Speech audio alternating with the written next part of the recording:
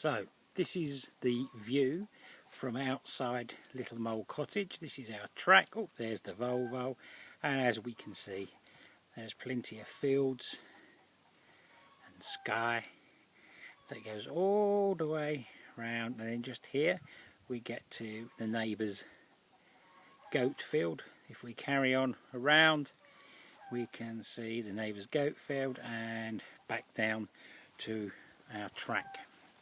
I'll now show you from that track there. This is the front boundary, the front gate. We're starting to see the cottage with its entrance, and we'll just pan round and through, and we'll keep going through to the barn, the electricity meter, and somewhere in the trees you can see Sonia picking the apples, and then we come back around. Okay, so we'll go back round slowly to the entrance, which as you can see is covered with some sorts of roses. I don't know, the roof from the outside is in good condition, it just needs some insulation inside. Okay, so if we now go in through the arch, and just to show you the front garden, which looks a bit wild but contains mainly grapes and lots of roses and plants. And then we walk along the path towards the front door, and if we look up, and there's a natural pergola full of grapevines, so we'll walk in closer to the cottage. And the sign on the door is the lady that owned it before, the Mad Witch, and apparently she's an international engineering translator. Just to prove where we are, we're at number 22 out of 28 houses in the village. There's the outside pergola, which will be the outside dining area, and probably the view to die for in the evening when you're having a drink or two, or maybe even three. We've got our own well where the water comes from, with a working pump for outdoors. Obviously there is an electric pump indoors to bring it in. Carry on round the garden, and down in here we have a nice fish pond and a waterfall, and we walk through obviously more garden, more apple tree, and I'll just pan round quickly to show you the end of the house so you can get some idea of the style, typical Czech style. Like two small windows in there for the attic, the roof, new guttering in the last couple of years, which is good, and it's constructed of a sandstone base with then brick, plaster and render. And we walk around, we can see more plants, the resident oil drum, more plants, the courgette bed, another pond. Move round. The building in the background is the neighbour who's a builder. That's his barn. He's converting. The brick wall belongs to us. And now we have the outside area, which as you can see, the lady at the moment has just used for rubbish. Our idea is to clear that out. Obviously the wood will burn over the winter, and then we'll have an outside seating space, and along this wall we'll hopefully have some double doors into the house. We've then got a precarious little bridge over the tiny stream to the pond, which you can see runs that way. We've got in the background there some more apple trees, especially rhubarb beds, fruit bushes, and then we pan round to the wild part of the garden, so I'll walk you through. There, more grapes growing. Just have to be careful I don't break my neck. Back round to the back of the house, you can see roof's in fairly good condition. The chimneys, there's a brand new chimney there, but both chimneys have got the new style flashing. Big plum tree to the left, nice pear tree to the right, more courgette plants and some strange looking plants there, which I don't know what they are. Back of the house, the object directly in front now used to be the outside dry toilet. Carry on walking round. We've got pear trees, more fruit trees over here, more trees, a green sort of plums, I don't know what they are. That's the back of the barn. Walk through, you can see the peach tree. Very tasty peaches they are indeed, and there's two of those peach trees. Walk through,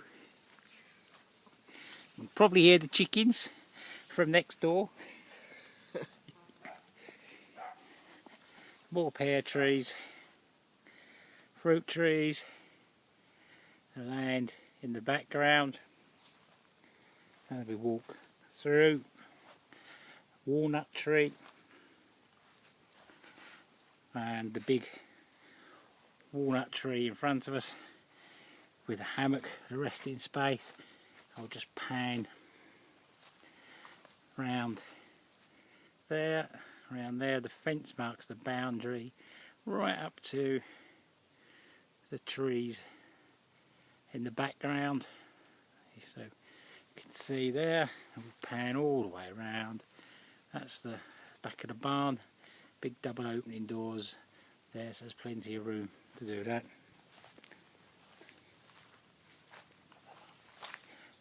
So we'll walk round past the magic tree, or so the old witch called it. I think it's more of a spell tree, but that's for a hammock there for Sonia to have a rest after she's done all the work. So we'll go back round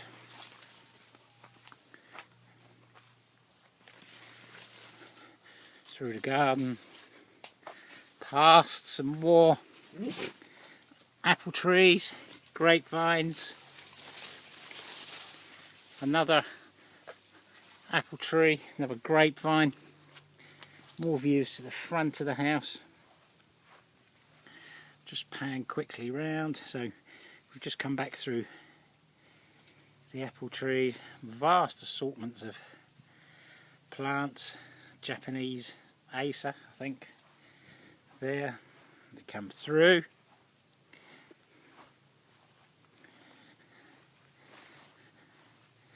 It's the antique wash basin. The grey marks are not damp.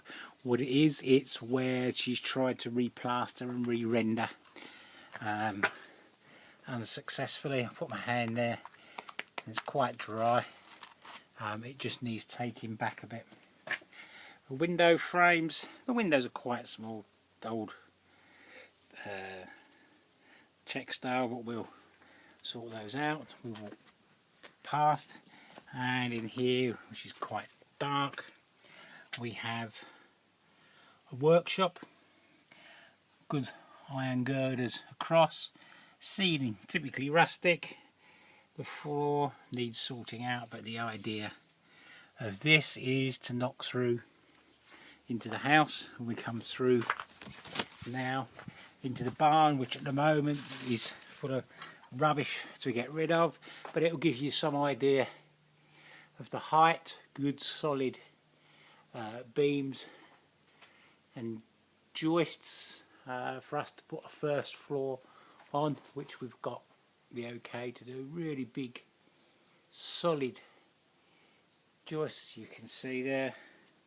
At the moment this is the staircase upstairs, but it's all new electricity, 240, and for some reason the industrial 480 volts.